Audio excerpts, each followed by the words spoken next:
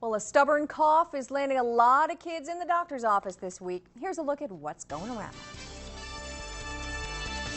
Can you cough for me? Just do a couple coughs. Attaboy. Good. 6-year-old Nicholas isn't feeling very well. Pediatrician Dr. R.W. Mills says respiratory illness is still the big problem they're seeing in kids right now. He's got some stuff in his chest, no question about it. The big thing is the cough. Having lingering cough. I mean, kids that are coughing 4, 6, and even up to 8 weeks. He says they're mostly viral illnesses, but he's also seeing tons of Mycoplasma.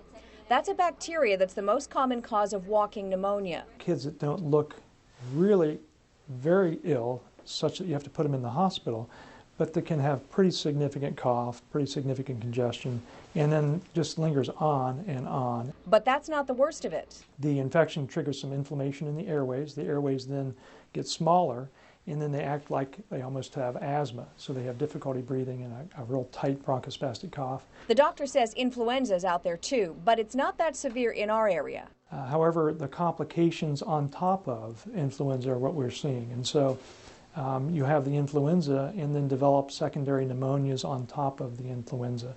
And we're seeing more and more of that. He says the concern is complicated pneumonias, not just straightforward cases affecting one lobe of the lungs. We're having kids that come in with more than one lobe affected, and then secondary infections and deep pocket infections in the lung themselves called empyemas.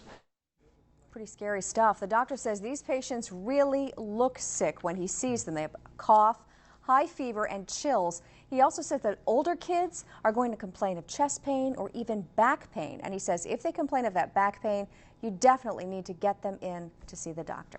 That's a look at what's going around.